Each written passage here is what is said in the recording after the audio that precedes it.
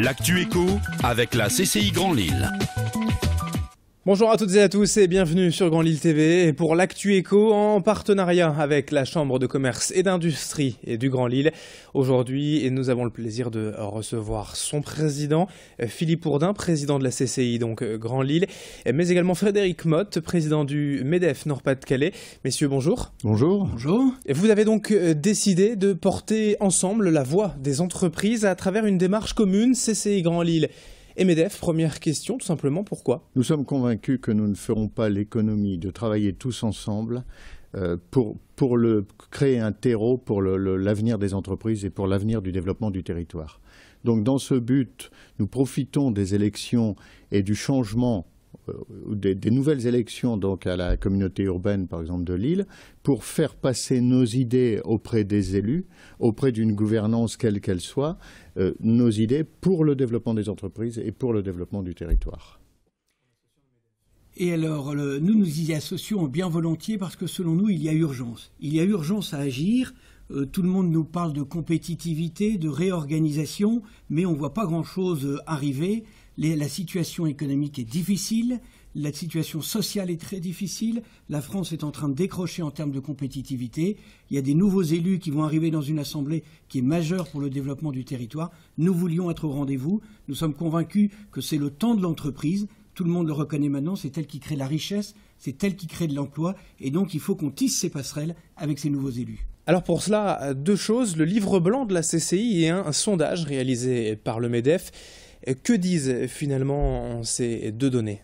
Nous avons rédigé un livre blanc d'une trentaine de pages faisant un constat sur les points importants du monde économique. Un constat, où en sommes-nous dans la métropole lilloise au niveau économique. Ça, c'est un premier point. Nous essayons d'apporter des solutions avec le MEDEF. Nous avons travaillé là-dessus avec le MEDEF. Fort du sondage qui a été effectué par les services de Frédéric Motte, dont je le laisserai parler.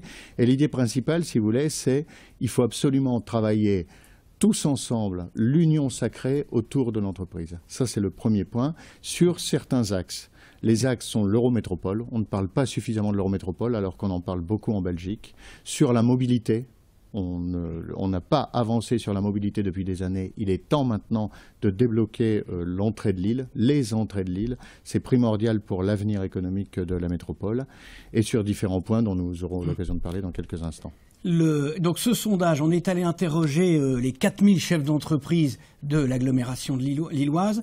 Près de 25%, ce qui est quand même assez impressionnant, ont répondu à notre questionnaire, à un long questionnaire, et nous ont fait part de leurs préoccupations.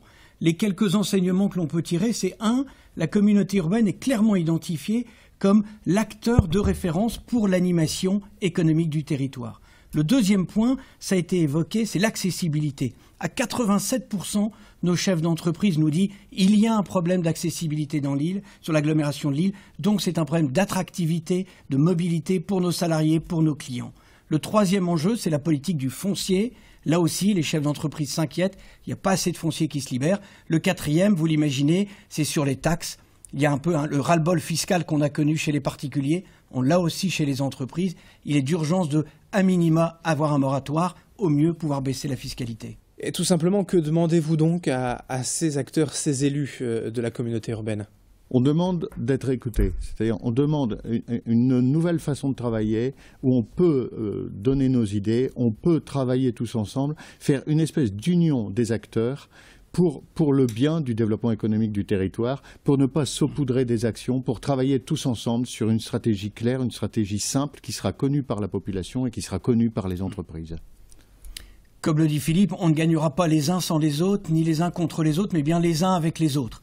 Et donc nous, il y a deux mesures, si j'ai envie, si vous me demandez d'en cibler deux particulièrement. La première, c'est ce moratoire fiscal, et idéalement baisser la fiscalité.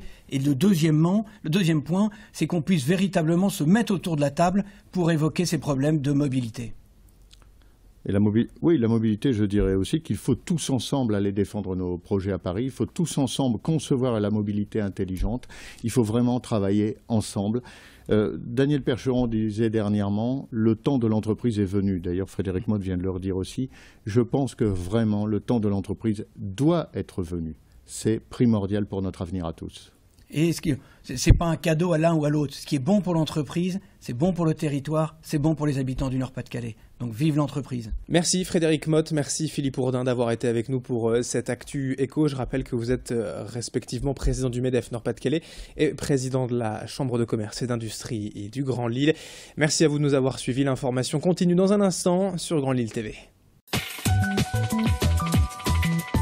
C'était l'Actu Éco avec la CCI Grand Lille.